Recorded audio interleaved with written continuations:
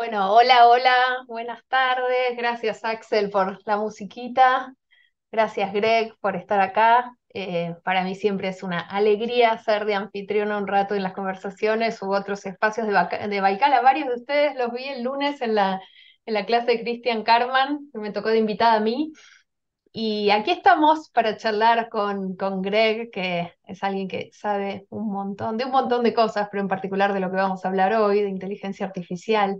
Eh, y armamos este conversatorio porque en realidad esto empezó en privado, con un clip que hizo la gente de Baikal, de una conversación que había, esto como que se va reciclando. Yo había tenido una conversación con Mariano Sigman, tuvimos en Baikal Madrid sobre inteligencia artificial y educación, y en una parte, en un pedacito, yo dije que estas profesiones del futuro, en las que siempre confiamos y decíamos, bueno, por ahí se van a automatizar ciertas tareas más repetitivas, menos creativas, pero siempre estamos a salvo con algunas profesiones más creativas y eso no nos lo va a robar nunca ninguna máquina. Eh, y después de eso decía, bueno, y ahora pareciera que las inteligencias artificiales generativas están haciendo un montón de cosas creativas que antes pensábamos que no. Y por ejemplo, antes decíamos el mejor trabajo del futuro, con el que estamos más seguros es ser programador, pero ahora eso pareciera estar en jaque. Bueno, a partir de ese clip, Greg, con quien nos conocemos hace un montón de años, ahora lo voy a presentar, me mandó un audio y me dijo, mira, me parece que no es tan así, tengo mucho para decir sobre eso. Eh, Hay muchas cosas que se están diciendo sobre la inteligencia artificial y que pareciera que lo va a cambiar todo, pero en algunos sentidos tal vez no sea tan así, y charlemos. Y empezamos a intercambiar audios hasta que llegó un momento que yo le dije, ¿y si lo hacemos con público, con amigos, con la gente de Baikal? Así que aquí estamos con eso. Soy Melina Furman, ya con la mayoría nos conocemos, yo soy bióloga, soy investigadora en educación y profe aquí de Baikal. Y tengo aquí a mi lado, vamos a ponerlo en Spotlight, te ponemos Spotlight y a mí también. Ahí está. A Carlos Greg Duke, con quien nos conocemos desde como los 20 años, pues los dos estudiábamos en la Facultad de Ciencias Exactas. Yo estudiaba biología, él estudiaba ciencias de la computación, y teníamos un proyecto que se llamaba Río Revuelto, que era una especie de proyecto muy ambicioso que quería hacer un gran cambio cultural, pero dentro de eso tenemos un proyectito que se llamaba Proyecto Mangosta, ¿te acordás, Greg? Sí, perfecto. De, de redes neuronales y un poco empezábamos a tratar de entender por dónde venía ese asunto que parecía, yo venía de las neurociencias, así que eso también me interesaba, que parecía que en algún momento iba a revolucionarlo todo.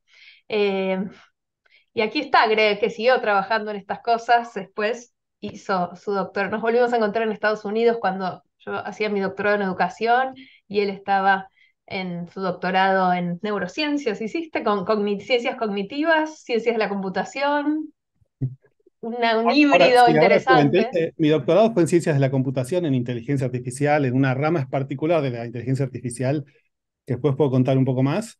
Después hice un postdoctorado, fui investigador durante algunos años en neurociencia cognitiva.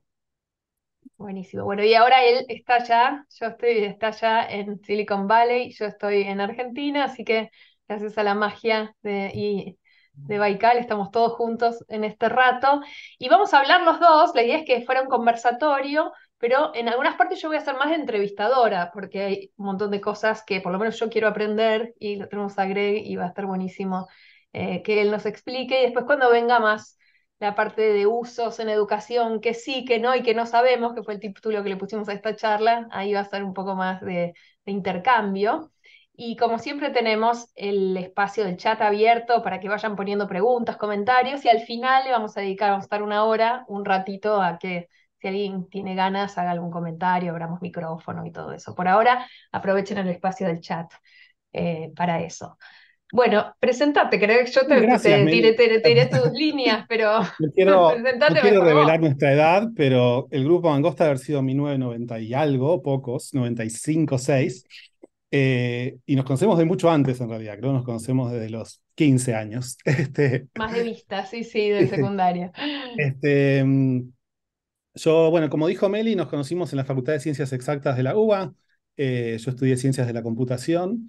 Y después me vine para Estados Unidos a Rutgers, que es la universidad pública del estado de New Jersey, donde hice un doctorado en inteligencia artificial en una rama en particular que se llama aprendizaje por refuerzos, reinforcement learning, donde la idea es cómo una computadora, o que puede ser una computadora, puede ser un robot, por ejemplo, puede aprender mediante interacción directa con el ambiente. Pueden tratar de entender cómo funciona el entorno en el que está. Por ejemplo, puede ser una computadora tratando de jugar un videojuego y tratando de entender las reglas. Puede ser un robot que uno lo suelta en una habitación y tiene que descubrir cómo salir. Y cómo programamos, hacemos programas para que aprendan a resolver esos problemas. Y la clave de todo, por eso se llama aprendizaje por refuerzos, es que hay un refuerzo que el entorno te da, hay un tipo de premio o castigo. Si estás tratando de jugar un videojuego, el premio es sumar puntos y el castigo es si te bajan vidas. Y entonces estos agentes computacionales aprendían a resolver tareas ahí maximizando el refuerzo. Inspirado por muchas cosas, inspirado por, no sé, el ratón buscando el queso en un laberinto, ¿no? Y sabemos que hay varias del cerebro que trabajan con algoritmos muy parecidos a esos. Y me extiendo un poco en eso porque me parece ahora por ahí va a ser interesante hacer un contraste con lo que vamos a hablar sobre todo hoy, que es estas nuevas inteligencias artificiales generativas y estos modelos de texto tipo ChatGPT y cómo son diferentes quizás a estas otras tipos de agentes o de inteligencias artificiales que les estoy contando, y para mí esa diferencia va a ser importante. Eh, y yo efectivamente ahora hace 10 años trabajo acá en Silicon Valley, en California. No, aclaro también que no estoy trabajando activamente en nada de estas inteligencias artificiales generativas. Es algo que obviamente por mi formación y por lo que hice durante muchos años me interesa un montón y lo vengo estudiando y siguiendo, pero no soy un investigador hoy por hoy en ese área, digamos. Soy más un usuario. Em, pero bueno, vengo pensando mucho sobre cómo son diferentes a otras cosas, qué pueden hacer, qué no sabemos, que es muchísimo lo que no sabemos. O sea, creo que en la charla de hoy nos vamos a ir quizás en pseudo predicciones, pero yo quiero siempre tener un asterisco de que de acá a 6 meses todo lo que diga me puedo llegar a tener que arrepentir. Eh, pero bueno, esa es la gracia de ir teniendo estas conversaciones sobre la marcha. Y un poco Este, la idea es tenerla en el momento, ¿no? De momentos donde todos estamos navegando en un montón de incertidumbres, cosas que están pasando, cosas que pasan rápido y van cambiando, y queremos entender juntos. Así que esa es la idea de entender juntos. El otro día estaba escuchando el podcast de Bill Gates, que se llama Unconfuse Me, Desconfundime, que decía que su estrategia es Bill Gates, ¿no? Además que cuando quiere entender algo difícil dice, bueno, quién es la mejor persona que me lo puede explicar, con quién quiero hablar para que me desconfunda sobre este pedacito de la realidad que no entiendo. Y entonces aprovecha, obviamente le dice que sí al instante y se lo desconfunden juntos. Ese es un poco el objetivo. Y vos me es decías posible al que hoy nos principio, confundamos más en vez de desconfundir. también, Es posible. también, pero bueno, juntos, ¿no? Y eso, Juntos. quedará una maraña, una maraña colectiva. Lo primero que charlábamos para armar esta charla, y vos me decías, Greg, es, se habla mucho de que llegó esto para cambiarlo todo y que esto que ya tenemos hoy lo está cambiando todo, y me decías, para mí no es tan así, o por lo menos hay algo como medio inflado en toda esa descripción de la realidad. A ver, hagámosle doble clic a esa idea. Dale, sí. Y por ahí me pongo un poco, no técnico, técnico, pero me vuelvo por ahí a cuál es mi perspectiva de qué es lo que tenemos. A ver, si estamos acá sentados es por la emergencia de ChatGPT este año, pero ya venía todo este área de lo que llamamos la inteligencia artificial generativa, que es un tipo de inteligencia artificial en particular, que se viene usando, los casos más famosos son en texto, como ChatGPT o Bard o muchos otros modelos que hay por ahí, y en generación de imágenes, que ahora también se está usando para generar videos o para generar música, pero esta idea de estas redes neuronales o modelos de inteligencia artificial que nos hablan, digamos, o que nos generan contenidos nuevos. Este, y parecería, creo que la primera impresión es, bueno, ChatGPT, primero quiero aclarar, es una cosa maravillosa, ¿no? O sea, estos modelos nuevos son una cosa increíble. Yo creo que el famoso test de Turing que decía, vamos a reconocer una inteligencia artificial cuando alguien que esté teniendo una conversación por chat con esta inteligencia no sepa distinguir si está hablando con un humano o con la inteligencia artificial. Ese era como su test para saber si algo era una inteligencia artificial. Yo creo que estos modelos de lenguaje lo pasan el test de Turing. Creo que muchísimos humanos desprevenidos serían engañados por las respuestas de estos modelos. El test de Turing yo no creo que eso sea un test de inteligencia, era una linda idea de Turing, ni sé qué año, pero probablemente fuera 1950 o algo así. Em, pero el tema hay un temita con esto. Lo que están haciendo estas redes, en realidad, estos modelos, es, dado un contexto, donde un contexto es, por ejemplo, el prompt que uno le generó, o toda la conversación que uno viene teniendo con ellos, más un pedacito de texto que empiezan a generar, tratan de decir cuál es la siguiente palabra más plausible, que tendría más sentido para que esto suene una conversación razonable. Donde una conversación razonable es la conversación o el texto que uno encontraría o que un humano escribiría en base a toda la internet que me acabo de leer. ¿Mm? O sea, esta conversación que estoy generando, este texto que estoy generando, en respuesta a este otro texto o a este contexto que me dieron, ¿se parece a lo que yo encontraría en la web o no? Y esa es como su función objetivo, eso es como lo que está tratando de hacer este modelo. De alguna Y eso es manera, lo que hace y nos parece que nos está hablando, ¿no? nos Yo parece le que nos está hablando digo, porque, contame cómo está el clima si miras por la ventana y hace una estadística. Yo te traduzco a lo que yo entiendo para si traducir vos al buscaras en público. internet alguien que haya escrito eso mismo que vos querés, Ujú.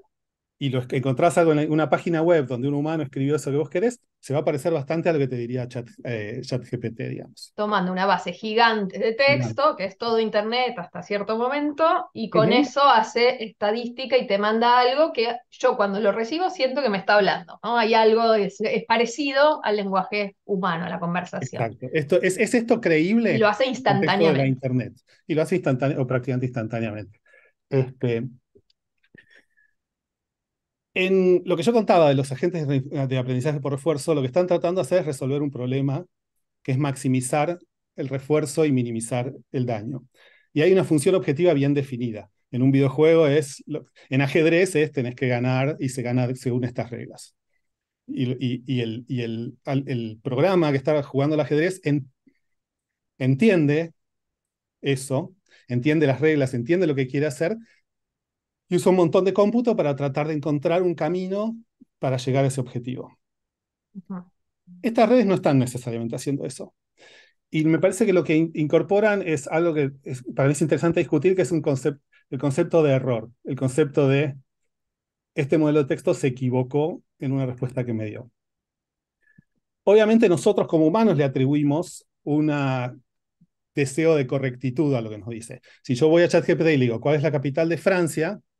Espero que me diga la capital de Francia es París.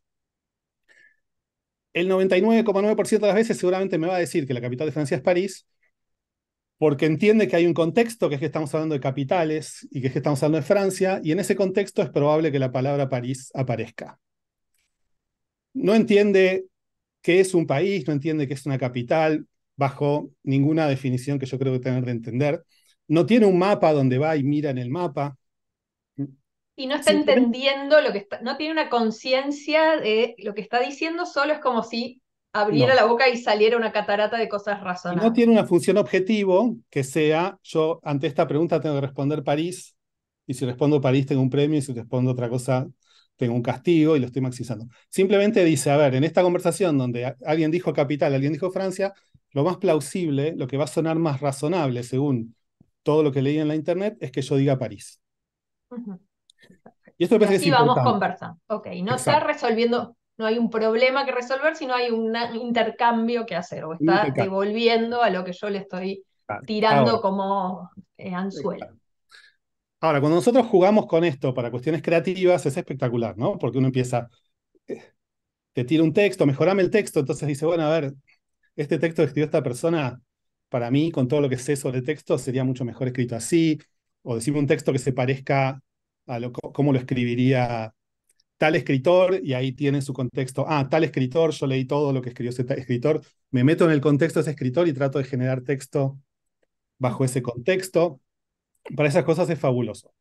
Ahora, todos o muchos, o la gente está empezando a pedirle cosas fácticas, por ejemplo, o escribime sobre la historia de tal cosa, o escribime un caso para presentar a la Corte Suprema un texto donde voy a citar la jurisprudencia relevante de esto.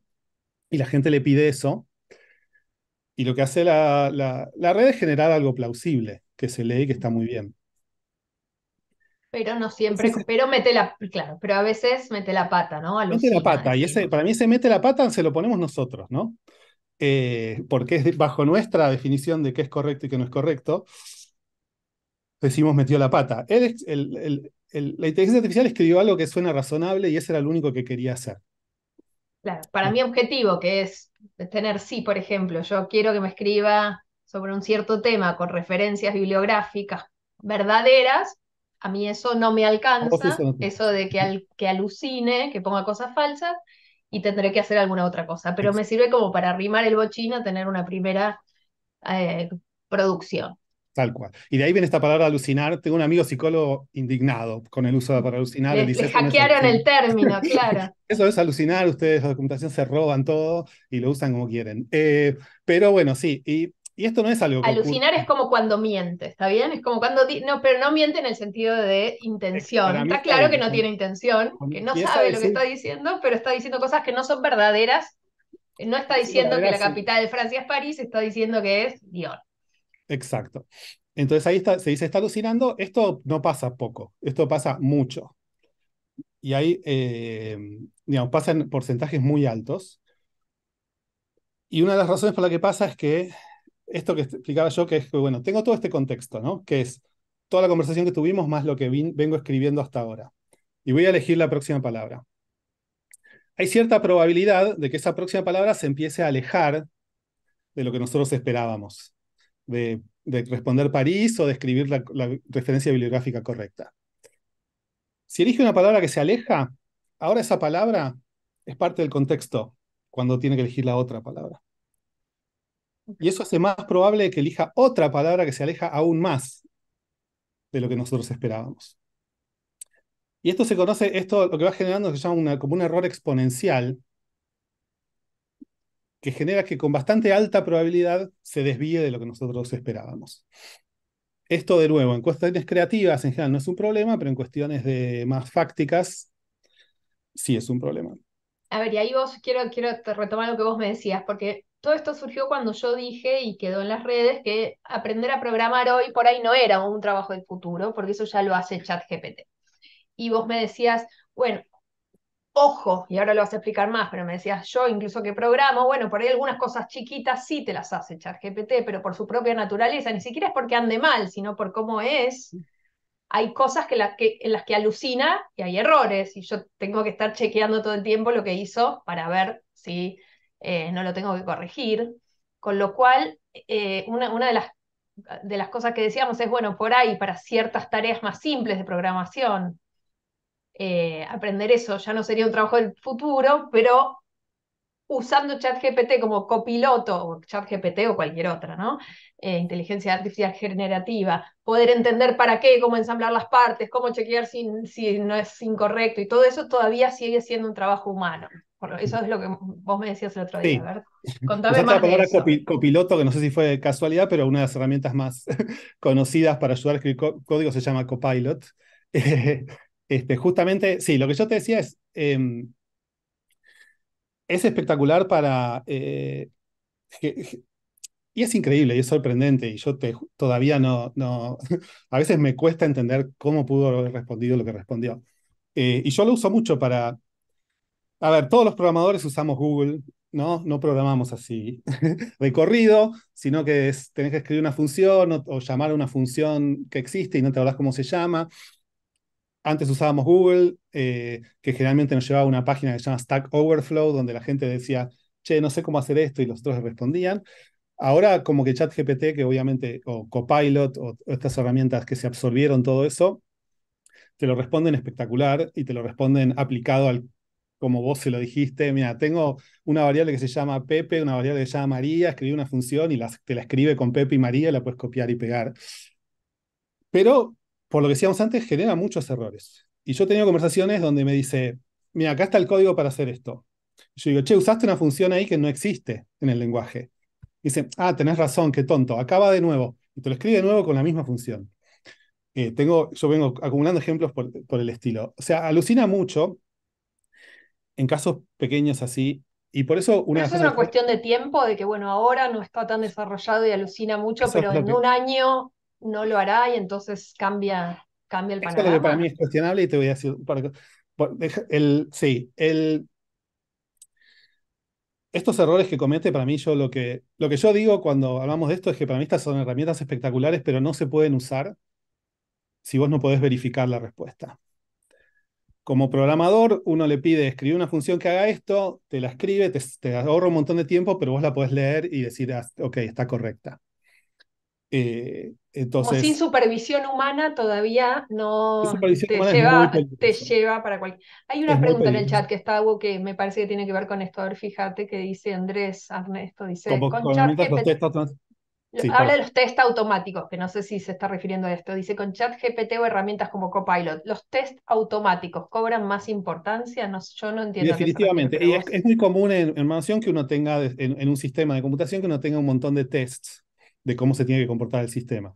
Entonces, si yo voy, vas chequeando o sea, si lo hizo y no sirve, te va a saltar en nada, por algún el general lado. hay una serie de test automáticos ya prescritos de cómo se tiene que comportar el sistema. Entonces, si yo voy y cambio una función, decido, ah, tengo una forma más rápida de hacer esto que hacía el sistema, y voy y la cambio, como que todos esos test automáticos se corren y dicen, mira, este cambio que estás tratando de hacer rompió el sistema, no lo puedes hacer.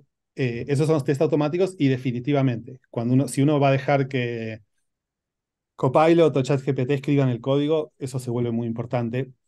Es como otro copiloto más, ¿no? Que Otro- necesitas. sí, que es algo ya que todos usamos, digamos, ¿no? De tener test para un sistema.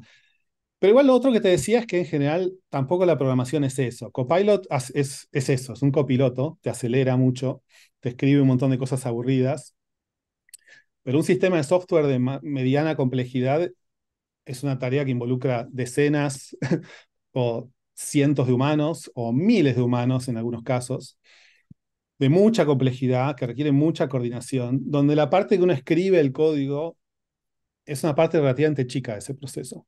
Es casi un proceso humano, ingenieril, eh, y de hecho están los arquitectos de software, los ingenieros de software, que va muchísimo más allá de escribir estas funciones y estos pedacitos de código que hace ChatGPT. Por eso, esa fue mi primera reacción a decir, para reemplazar realmente lo que es la industria de desarrollar software complejo, no estamos. O sea, Eh, todavía sí está bueno seguir estudiando. Todavía sigue siendo uno de los trabajos del presente y del futuro. Pero, a ver, dame un ejemplo de algo grande donde haga falta como mucha gente para programar. ¿Qué sería? No sé, un Google sistema que o con... el Ah, sistema de un banco o, claro, cualquier sistema que tiene muchas partes, muchas componentes, que interacciona con otras partes y otras componentes. Eh, el sistema que rige los turnos de todo un hospital. El por sistema ejemplo, que rige la de los semáforos de una ciudad. exacto. Eh, Eso vos no le podrías decir a ChatGPT, escribime el sistema que administre todo un hospital y pum, pum, pum, pum, pum. O sea, no, no es así y tampoco es un programador o dos o tres que se sientan y tipean. Hay todo un proceso, hay lo que llamamos arquitectura de software, de diseño de software, eh, que es una tarea todavía humana y muy compleja. A ver, y hablábamos de qué sí y qué no. Si vos le tuvieras que decir a tu yo del pasado, o a alguien que está en nuestros 20, ¿no? Cuando nos conocimos en exactas, como, che, qué está posta a estudiar hoy? Viendo lo que ves de panorama de desarrollo de estas cosas. Sí, sin irme al pasado, pero me lo preguntan. Yo sé que a vos mucha gente te pregunta a qué escuela ¿A mando qué a mis escuela hijos. mandan a sus? Eso después, el otro día me A lo mí me han preguntaron en la preguntado beca. qué carrera estudiar muchas veces o me preguntan, mi hijo está terminando el secundario, no le interesa mucho nada, quiero que estudie computación, ¿lo podés convencer? Este, eh, a ver, la co- por ahora y al día de hoy, después hablamos lo que vemos para el futuro. Para mí no ha cambiado nada en el sentido del valor de estudiar computación o ciencias de datos o matemática o carreras por el estilo. Por ese lado, no, la emergencia de esto creo que quizás al contrario, lo que genera... Yo a veces estoy en foros donde se discute, bueno, ¿para qué voy a estudiar tal cosa si me va a reemplazar ChatGPT? mi sensación es que esto es un llamado a estudiar más, no menos. Esto, lo que te... Está mucho más en riesgo, si es que está en riesgo, lo que uno puede aprender en un curso de 6 meses que lo que uno puede aprender en una carrera universitaria. Eh, Está bueno. Son y como ahora las para mí, tareas chiquititas, repetitivas, y esto que lo podemos ampliar a otras carreras, ¿no? Porque también, no sé, un flyer con Canvas te lo va a hacer con, ni a mí siquiera podemos, es está inteligencia interesante artificial, ¿no? dividirlo, Como para mí hay muchas, automatizar las tareas de diseño o de edición o de algunas cosas es más fácil hoy, ser un buen diseñador con una cierta cabeza, ¿no? Después queda la pregunta de para cuánta gente. Hablábamos con Greg por WhatsApp de los trabajos más boutique o más sofisticados que requieren estudiar más, no menos, y también los trabajos más de batalla, ¿no? Y esos trabajos más de batalla sí parecieran, por lo menos en cantidad, que son más reemplazados, que es un diseñador gráfico que vos no tenés plata para contratarlo, entonces lo haces así nomás, te queda peor, pero lo haces con Canva y listo, saliste del paso y le hiciste la tarjetita de cumpleaños a tu hijo. sí, yo no sé si no te conté la anécdota de, bueno, un restaurante en Mendoza que quería modificar su página web y en el pasado, y quería tener fotos, y en el pasado hubieran traído y armar como todo un photoshoot, una sesión de fotos con un fotógrafo, modelos, vestuario, luces, y lo hicieron con una de estas herramientas generativas. Era tipo 4 personas tomando vino, en el fondo se ven montañas, pum, pum, pum, foto, 2 retoques y Para la cosa básica, que es de peor calidad, pero te saca del paso, pareciera sí. que para eso va a haber menos trabajo Y lo de peor calidad no sé. remunerado. Sí. Y Mm, digo, bueno, o sí. con menos No, no, originalidad, ¿no? Menos sí. presencia humana de autor. Eh, y ahí cuando vos me decías, bueno, pero pareciera como que va a dominarlo todo muy pronto, pero no es tan así, ¿eso tiene que ver con las equivocaciones o con qué otra cosa? Tiene que ver con eso, tiene que ver con que me parece que los límites están a la vista rápido, digamos, esta cantidad de errores que cometen, y no es obvio para nada que con más datos de entrenamiento, más cómputo, que ChatGPT 5 los vaya a resolver. No hay una cosa así lineal que vos decís, bueno, cada versión se equivoca menos. Porque hay un problema, está este problema conceptual, que es el problema que no tiene realmente un objetivo. De hecho, hoy creo que, bueno, no, hoy no, esta semana salió un paper donde muestran que además es muy frágil a... Ellos hacían un test donde le preguntan cosas matemáticas muy sencillas, ¿no? ¿Tal número es primo, sí o no? Y mostraron que, por ejemplo, ChatGPT 4 o 3.5 creo que era, respondía bien el 97% de las veces en marzo y responde bien como el 10% de las veces ahora, o en junio que fue eso. Como que ni siquiera es estable, como que hay procesos de entrenamiento y pequeñas modificaciones que le vienen haciendo que de golpe te descuajeringan partes del modelo. Ajá, Y estaba respondiendo si un número que era primo es primo sí o no, 80% de las veces mal de repente. ok, o sea que hay un tema de la naturaleza de la Exacto. herramienta que no pareciera que va a ir mejorando con el poner, Va a ir no tanto, mejorando. o por ahí va a ser un poco inestable, no sabemos. Eh, por ahora Exacto, mejor ir mirando qué hace y exacto. pensando el para qué. Lo que yo creo, y no soy solo yo, digamos, y ahora está, por eso digo, capaz de unos meses nos tenemos que arrepentir, está un gran porcentaje de la... Ahora hay una fiebre del oro alrededor de esto, ¿no? Hay una nueva locura, nuevas empresas que aparecen y que valen miles de millones de dólares, etcétera. Está todo el mundo de golpe como investigando esto, y estos problemas son conocidos y son entendidos, y hay gente que está trabajando en cómo hacemos que esta familia o clase de modelos de inteligencia artificial tengan un objetivo. Hagan lo que nosotros llamamos planning, por ejemplo, ¿no? Vos en ajedrez es un tablero y decís, bueno, yo voy a jugar esto, el otro va a jugar aquello, entonces ahí voy a jugar esto otro. Uno hace un plan con cierta mirada a futuro de jugadas, de qué va a ser. Ese tipo de cosas son las que estos modelos no hacen ni pueden hacer. Eh, y que creo que para muchos está claro o pensamos que es una cosa que falta para poder decir, bueno, pucha, ahora sí. estos modelos pueden sacarnos muchos más trabajos o hacer muchas más cosas. Y no es Eh, algo que se esté desarrollando en paralelo en algún lugar oscuro y va a está, se aparecer. está, se está, hay No. gente trabajando en eso, pero no es algo que vaya a ocurrir porque uno le tire más datos o más cómputo a los tipos de modelos actuales. O sea, hay que Es hacer, algo que va a entrar por otro lado, va a requerir con un algún cierto otro salto tipo de... conceptual en cómo se diseña y cómo se desarrolla eso. Exacto. Pero pensaba, bueno, si querés seguir desarrollando, si me quedó algo pendiente, pero si querés podemos ir moviéndonos a qué vemos en educación hoy con esto, sobre todo porque estamos en dos lugares distintos, estamos en Estados Unidos donde están los hijos de todos estos creadores de estas cosas yendo a las escuelas. Yo puedo hablar de acá y de Iberoamérica y qué cosas están pasando o empiezan a pasar o dan miedo que pasen o nos gustaría que pasen en educación. Yo traje la palabra copiloto porque en educación se usa mucho la idea de ChatGPT como copiloto. Se empiezan a usar algunas metáforas que ayudan a entender un poco qué podríamos hacer con esto y qué no. Yo querría arrancar con una postura súper personal respecto de lo que no.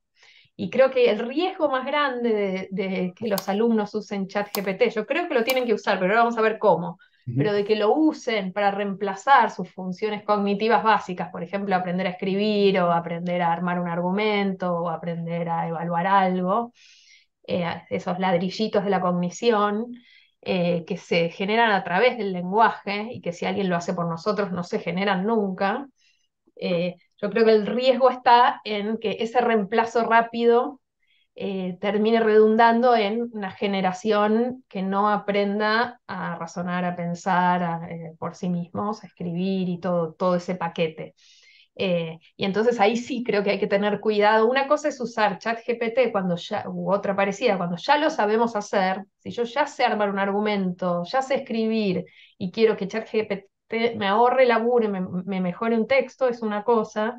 Si yo estoy aprendiendo, es otra, porque me da un atajo tan bien hecho, tan rápido, realmente escribe mejor que la gran mayoría de nuestros alumnos en Argentina, y me atrevo a decir que en Estados Unidos también.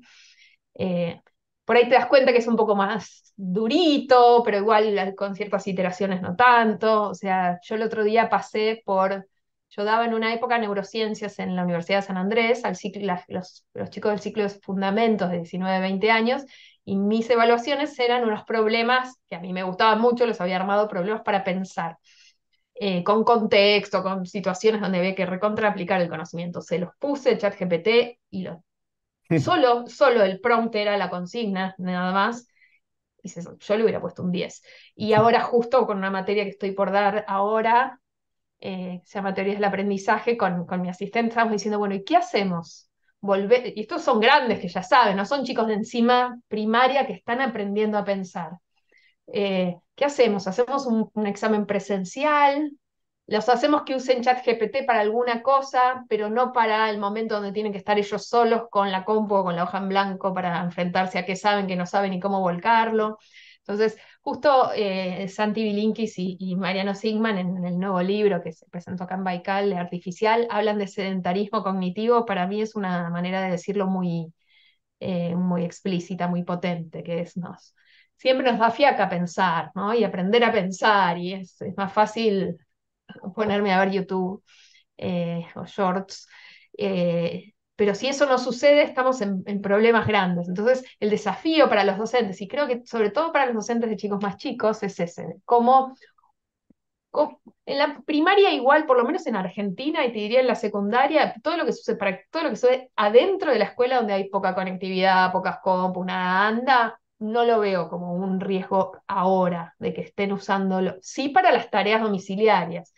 Cualquier cosa para hacer en casa, no sé, el otro día a mis nenes les dieron algo divertidísimo que era escribir sobre la muerte del caudillo de Santa Fe, Estanislao López. La vida que era lo mismo que hacerlo en Google, lo hicieron en ChatGPT, quedó más, ni siquiera tuvieron que juntar y pegar y lo pusieron. Eh, Todavía tenemos una educación tradicional para la cual eso va directo, pero aún si les hubieran dado algo más interesante, por ejemplo, si hubiera sido escribí un diálogo entre Estanislao López y Rosas, espero que sea, y contá cuáles son las diferencias políticas de cada uno y tratá de establecer un acuerdo, que lleguen a algún acuerdo entre sus bases de pensamiento. Eso también te lo hace bien ChatGPT. Entonces, ahí empieza a aparecer la importancia de la presencialidad del trabajo un poco desconectado, como para que esas construcciones de pensamiento sucedan en la escuela, o sucedan eh, eso por un lado. Para mí entre lo que sí y lo que no, diría yo, es reemplazar el pensamiento. Es volver a ponerle mucha atención a lo que no está pasando, igual no estaba pasando, pero hay que ponerle ahora todas las fichas a que, a que encima es reemplazable. Es un atajo fácil, bueno, a que en la escuela, primaria, secundaria, en la universidad, estén pasando esas actividades que ayudan a aprender a pensar. Y después sí, ¿cómo lo usamos a nuestro favor? Y el otro día en Madrid hablábamos de una metáfora que es de Fabio Tarasou, que trabaja en esto también, en inteligencia artificial. Él dice, bailemos el vals con ChatGPT, que es como cuando bailo el vals de ta, ta, ta, ta, ta, ta, ¿no? Entonces, un lado del vals sería, yo te doy un prompt con un input de ChatGPT. No sé, te estoy enseñando, qué sé yo, el otro día damos el ejemplo de escribir un cuento. Bueno, el inicio del cuento, primer párrafo, te lo escribe ChatGPT. Vos escribís el segundo. ChatGPT escribe dos alternativas para el tercero. Vos agarrás eso, elegís uno y argumentás por qué ese es mejor y escribís el cuarto. ChatGPT agarra todo eso y lo transforma en una poesía. Vos tomás la poesía y, no sé, y vas, ¿no? Como hay algo de usarlo como transformar. Ahí yo creo que hay una tarea eh, que va en pos de la formación del pensamiento. Todavía en Argentina, todo esto que te estoy diciendo son ideas y no está pasando en las escuelas. Sí está pasando que los chicos lo usan para hacer la tarea, Claro. que es lo obvio, ¿no? Era como, bueno, antes usaban Google, Rincón del Vago, ahora está esto. Y los profesores están preocupados, sobre todo en secundaria. Contame, no sé si vos, porque además vos tenés chicos en la Sí, escuela, ¿qué yo no ves trabajo en allá? esto, tengo chicos en la escuela nomás. Sí, acá se generó el mismo pánico inicial, ¿no? El de, bueno, listo. Acá está muy de moda el five paragraph essay, ¿no? En la escuela el trabajito son 5 párrafos, donde el primero introduce, el segundo plantea la idea, el tercero contradice la idea, después concluís. Y todo es un five paragraph essay. Entonces es como, bueno, vayan, lean tal libro y escriban un five paragraph essay sobre el libro, ¿no?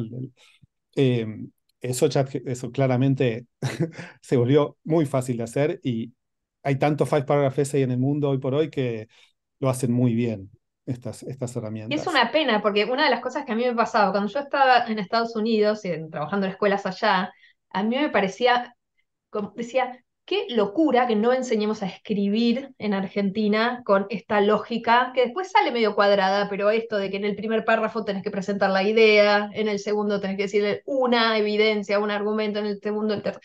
Esa lógica que tienen muy el sistema anglosajón de enseñanza, de cómo enseñar a escribir. Acá enseñamos a escribir como, bueno, escriban un cuento sobre Caperucita y el lobo más genérico. Pero la estructura más cuadrada de la argumentación es, te diría, la base de cómo les enseñas a escribir. Ahí salían todos bastante bien formateados de poder hacer eso después. Y Pues, lo primero que tenemos que obviamente, hacer, los que nos venimos para bueno, acá, es dejar de escribir como escribíamos en castellano, claro, chorros y chorros de palabras, y decir, no, ¿cuál es el punto? Es esta frase. A esta frase le un faltan párrafo, una idea. Yo 10 me acuerdo, letras, 10 palabras siempre. mi directora de Eh, tesis es un párrafo, una idea. Bueno, eso que lo enseñan en la escuela, obviamente ChatGPT, y los chicos empezaron a usarlo para eso. y sí. Y ahora, lo que yo veo como una batalla perdida es esta idea de, bueno, entonces ahora vamos a desarrollar herramientas que detecten si se copiaron o si usaron ChatGPT o no, entonces los vamos a cagar porque la herramienta va a decir, usaste GPT, entonces te sacas un cero. Yo creo que eso es una batalla perdida y es como que un poco eh, eh, hay que empezar a imaginar todas estas cosas que vos decís. Ahora, lo que vos contás y el vals con GPT me parece genial, pero es como un contexto bastante idealizado, ¿no? Donde en algún momento uno puede la capacidad de desarrollar estas actividades, la posibilidad de que los chicos realmente la puedan hacer y que efectivamente la hagan y que ya no desarrollen un prompt que haga el Porque vals esto por mismo que te vos. digo, el vals por eso lo domiciliario empieza a ser Ajá. un problema. O sea, porque el contexto de la trampa, aun cuando propongas cosas geniales en principio que te da motivación, como lo que yo decía de hacer, es más, yo diría que es más entretenido hacer y más interesante hacer el diálogo entre Rosas y Estanislao López que la vida, en la monografía, pero aún así los chicos pueden no querer hacerlo y que lo haga ChatGPT. Entonces no se trata solo de dar buenas actividades, tampoco se trata de controlar desde la vigilancia, porque no hay chance técnica, me parece, de hacerlo. O sea, en las universidades se están poniendo software que trata de mirar eso, pero así Sí, como va a pasó en tener la todo que hacer pandemia, es pasos muy positivos y fácil. pasos negativos y va a Sí. terminar siendo problema y nunca lo vas a poder demostrar y es como... eh, Yo siento que sin mucha respuesta, pero que hay algo de la presencialidad y hacer las cosas en el momento que es enorme y donde hay que garantizar llegar a cierto nivel común y después sí enseñar a usárselos como asistente. Bueno, ahora que ya sabes pensar y escribir en tu cabeza el ensayo de 5 párrafos, bueno, ahora sé que sea mejor o hacerlo distinto, ¿no? Algo así. Acá sí, y a ver, acá hay algunas preguntas. Sigamos vale. charlando, pero quiero leer bien. A ver, acá Gustavo dice, en esa dinámica, ¿no existiría el peligro de decepcionarse porque mis intervenciones serían trabajosas y no tan buenas? Y las del chat instantáneas y mejores. Y bueno, eso nos ha pasado a todos, ¿no? No sé a vos qué te pasó, Gustavo. Vos haces algo y después te lo hace mejor.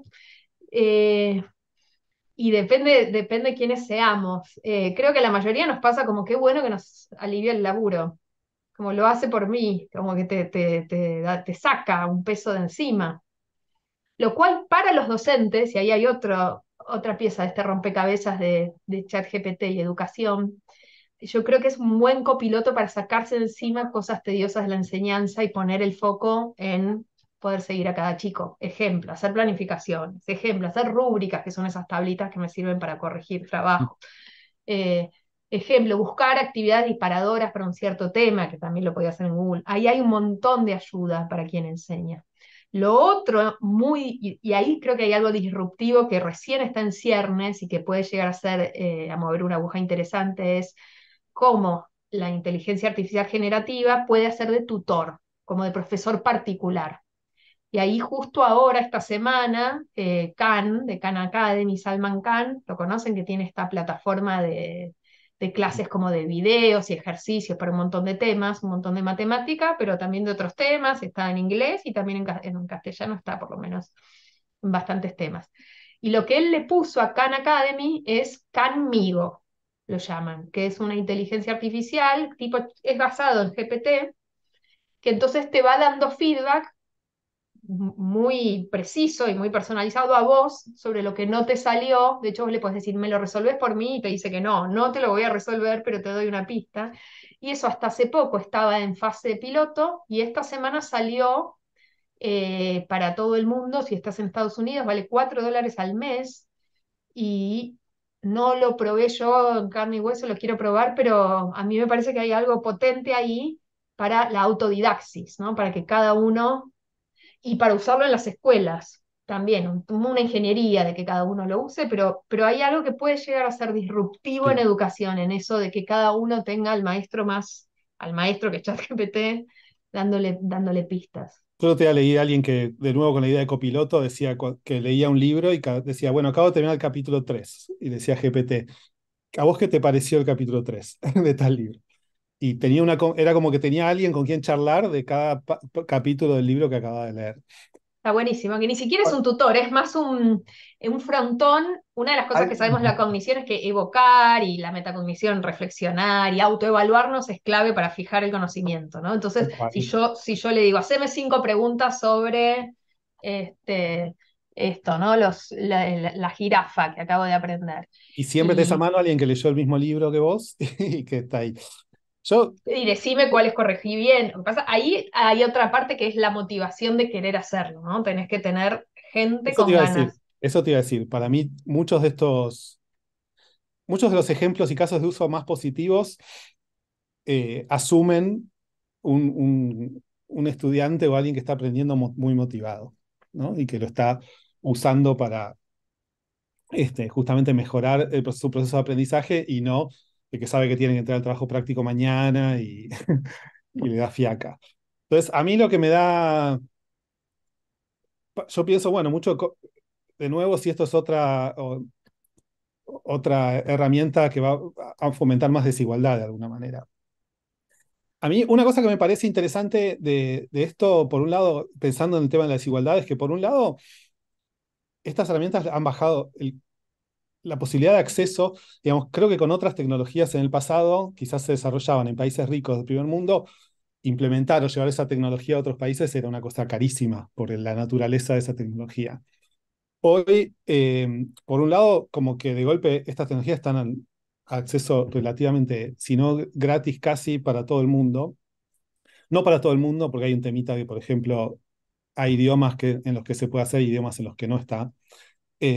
Nosotros en Iberoamérica tenemos la suerte que español es un idioma que habla mucha gente y muy popular, entonces casi todas estas herramientas son buenas en español, pero si uno quizás habla tailandés, no tanto.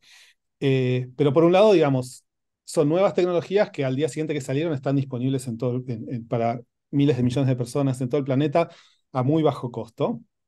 Eh, pero por otro lado, creo que la desigualdad entra un poquito por el lado de esta adopción y este uso, ¿no? De cómo el que tiene el docente que puede tener un aula con la estructura necesaria y la presencialidad para hacer las cosas ahí y después puede generar todas estas actividades creativas, o el estudiante motivado que lo usa para dialogar es espectacular, pero te baja la barrera de nuevo a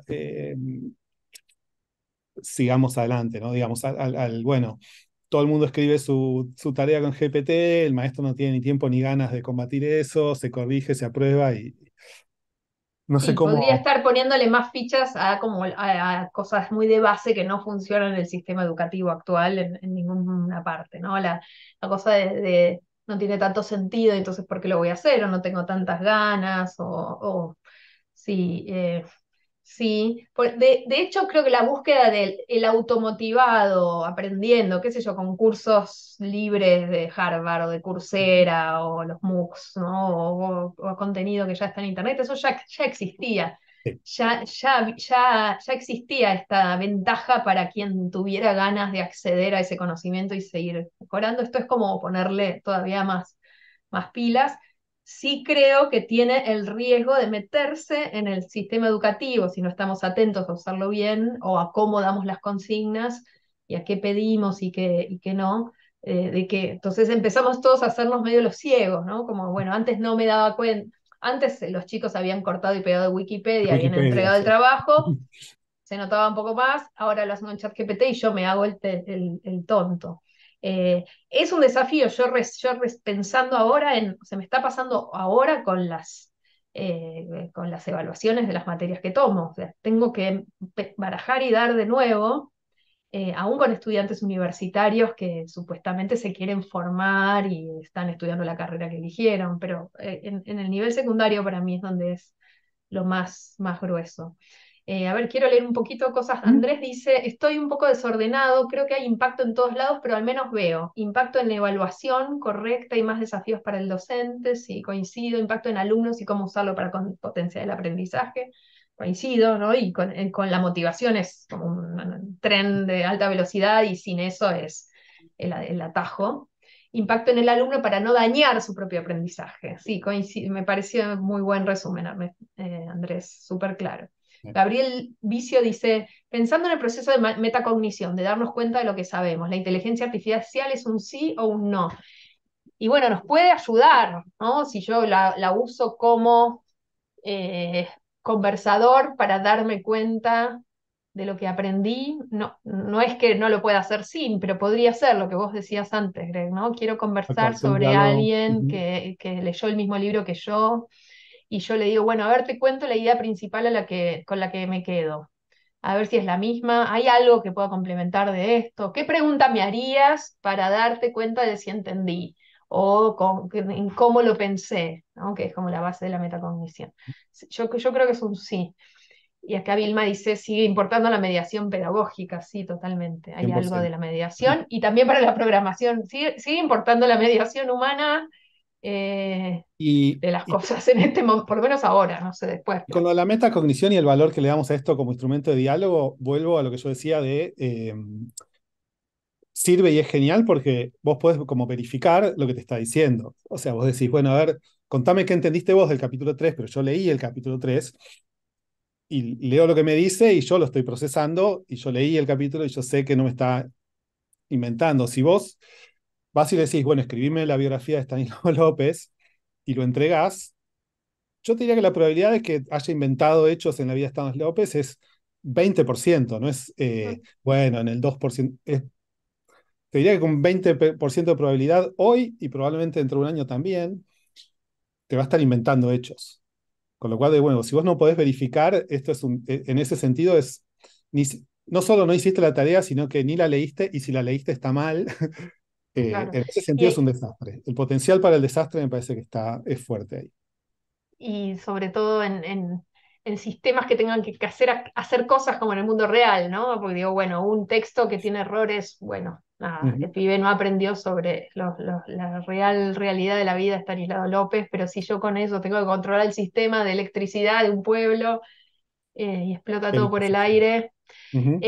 Hay muchos docentes que vienen hablando de esto, de la importancia de enseñar dentro del pensamiento crítico a poder ver cuán confiable es lo que devuelve ChatGPT, si hay errores, esto que decimos, ¿no? Si las fuentes son reales. Para mí es interesante, pero yo insisto que lo más interesante para mí no es eso, no viene por ahí, sino usar ChatGPT para que te ayude a pensar.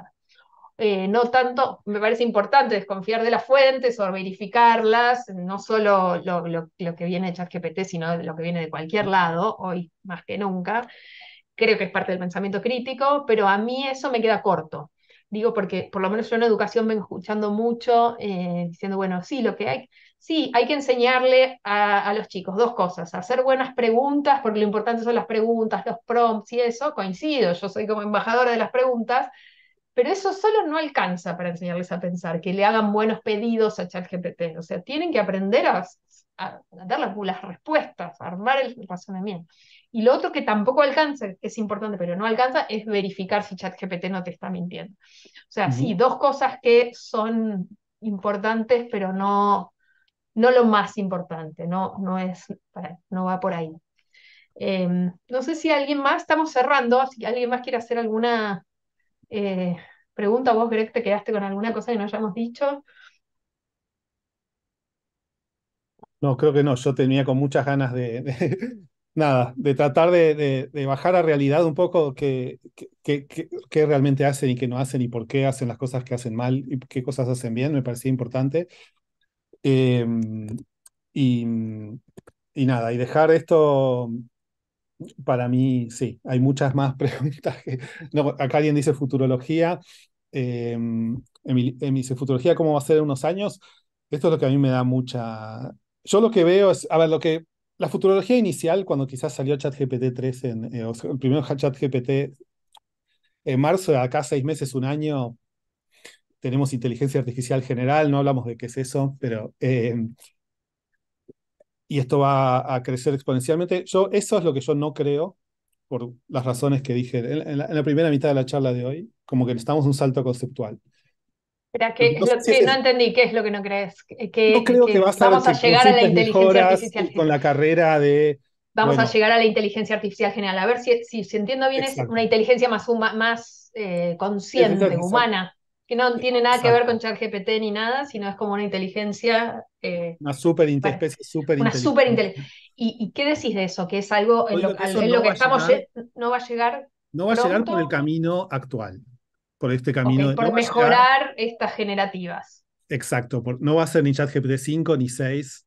Esto requiere un salto conceptual en la tecnología. Lo que no me Y animo a ese, decir es si ese salto conceptual va a ocurrir mañana, en un año, en 10 años. Yo creo que va a ocurrir, eh, pero me cuesta mucho ponerle un plazo.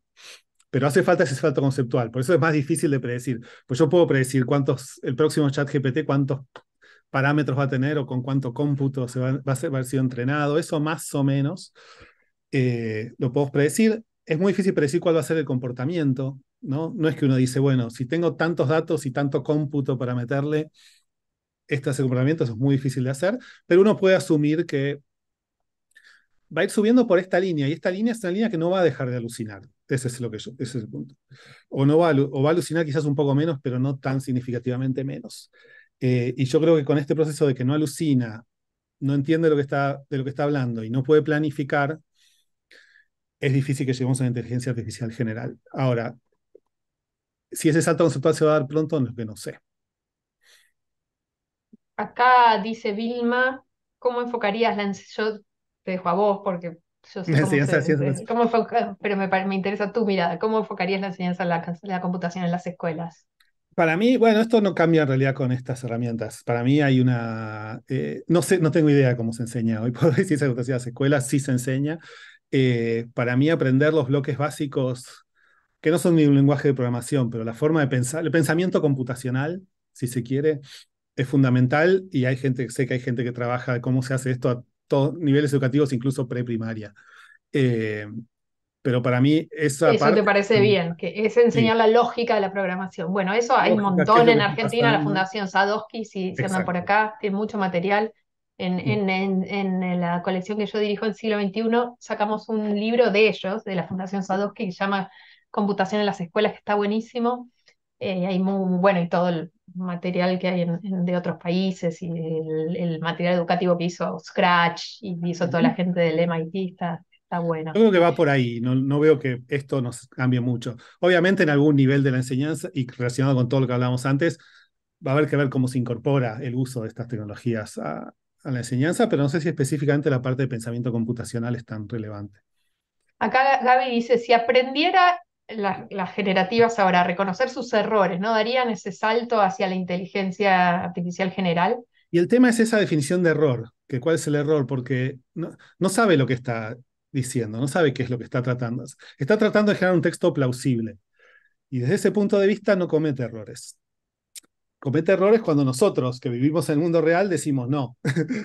La capital de Francia no es La Paz, cometiste un error, pero desde el punto de vista de la LM no tiene por qué reconocer ese error. Incluso cuando uno le dice, che, cometiste un error, hay técnicas para que trate de cambiarlo, pero no para estas modelos de lenguaje no es un error. Y eso es ese es el...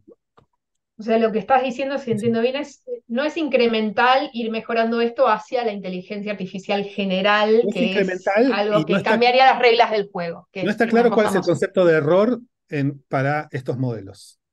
Eso, quizás es un poco sutil el tema, pero no está claro cuál es el concepto de error. O sea, desde el punto de vista de lo que el modelo se lo programó para hacer, no está cometiendo un error. Y acá hay dos mensajes finales que quiero tomar que van medio en la misma dirección. Andy dice, ¿les parece que sería valioso enseñar en la escuela los fundamentos de cómo funcionan estas herramientas, cómo operan, qué hacen? O, por el contrario, quedaría desactualizado muy pronto. Y Fer dice, todo indica que la IA va a seguir evolucionando. Si esa es la tendencia, tal vez sería importante invertir tiempo, recursos y docencia en prepararnos para un contexto muy distinto en vez de tratar de controlarlo, ¿no? La pregunta por qué hacemos hoy con los chicos, con los adolescentes, con esto. ¿Se los enseñamos? ¿No? ¿Les enseñamos cosas más de supervivencia en un mundo incierto del estilo resolver Sí. problemas con cierta lógica? No sé, esa es como la Lo de gran enseñarles pregunta, ¿no? Que es una pregunta que ya tiene muchos años, pero que se vuelve a hacer ante la aparición de estas herramientas. lo de ¿Qué enseñar los pensás, Greg? fundamentos, yo creo que sí. Yo creo que sí. Tratar de entender qué es lo que están haciendo, por qué lo están haciendo, por qué a veces lo hacen bien, por qué a veces lo hacen mal. Me parece que está muy bueno. No creo que quede desactualizado muy pronto, porque a nivel conceptual hay 3 o 4 ideas básicas atrás de los distintos tipos de inteligencia artificial. No, después hay un montón de laburo arriba que las hace mejores o peores, pero no son saltos conceptuales. Y la parte conceptual yo creo que se puede enseñar y explicar. Eh, y bueno, lo de puliendo errores, vuelvo a lo mismo, lo de la evolución y todo eso. eh, Me da miedo la futurología de ponerle números porque para mí, lo único que yo hago de futurología es decir, no va a pasar una inteligencia artificial general ni una gran salto con respecto a lo que tenemos sin un salto conceptual. Lo que no me animo a ponerle fecha es a ese salto conceptual. porque sé que hay un montón de gente trabajando y un montón de plata se está invirtiendo en eso, entonces puede pasar antes de lo que uno cree o de maneras más creativas de las que uno imagina. Pero ese salto conceptual, esto de las herramientas que sepan planificar, venimos trabajando en eso hace 20, 30 años, o 50 años, o 70 años, sin hacer mucha historia de inteligencia artificial, pero es algo que se viene trabajando hace mucho, y obviamente ahora está todo muy acelerado, pero hasta que no ocurra ese salto conceptual, mi predicción es que no va a cambiar todo, pero Este tampoco salto sí, conceptual y es la singularidad, ¿es eso? puede ¿Es lo ser, pero mismo? por lo menos es el primer paso. El salto conceptual es el primer paso, es tratar de cómo desarrollamos herramientas de este nivel de capacidad, pero que además tengan un objetivo y entiendan el mundo. Ese primer paso, después seguramente va a haber todo un proceso de mejoras, ahí sí, de mejoras incrementales que pueden llevar a esta singularidad, digamos. Pero primero estamos en ese salto conceptual que no sé cuándo va a pasar.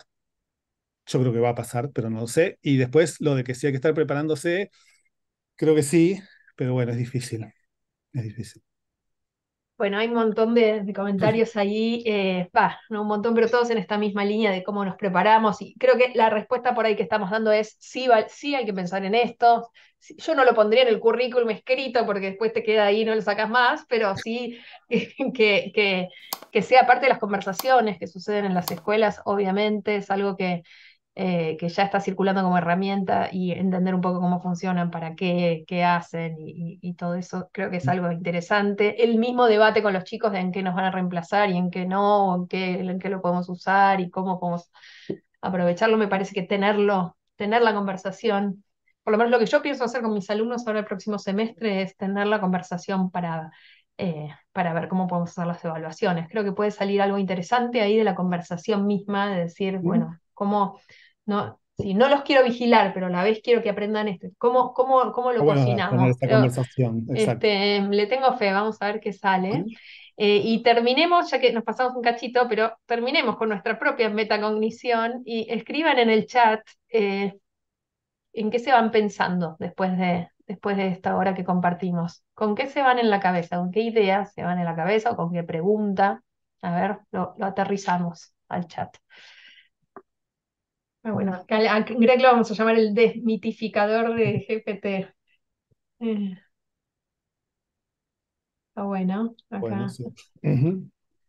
me voy con una idea menos idealista de GPT. Soy diseñador, dice Gaby, creo que nos vamos a convertir aún más en curadores, pues posible, con la necesidad de la presencialidad para defender exámenes, Sí, no dice solo defender Carolina, exámenes, yo creo que la para presencialidad la puede pasar construcción, para el la aprendizaje, construcción ¿no? de los Sí. bloques cognitivos, como lo llamaste vos. Sí. Pero sí, los coloquios, ¿no? Y yo dirijo muchos tesistas, y ahí hay una cosa enorme, porque si hay algo que es un embole es escribir una tesis, a la vez tiene algo lindo, pero llega un momento donde uno quiere tirar todo por la borda, y la escritura es una de las partes más duras, pero a la vez construir el argumento de la investigación es la parte cognitiva más importante. Entonces, eh, es un tema, la parte académica, la construcción del pensamiento académico y estas herramientas, cómo las uso y cómo no voy al sedentarismo cognitivo. Acá la idea de Greg de sigue siendo un LM y siendo buenísimo todo lo que están poniendo. Ujú. Bueno, muchísimas gracias gracias, qué lindo verte, Greg, tanto tiempo. Lo mismo. Nos vemos cuando andes por Lo acá. mismo. Nos veamos por allá, exacto, en Dale, persona. eso. Bueno, un abrazote para Muchas todos, gracias buenas a todos. tardes. Estuvieron acá, Gracias, una Baikal. hora, aguantando. Gracias a Baikal, gracias Emi y a todos. Besote. Hasta luego. Chau, chau.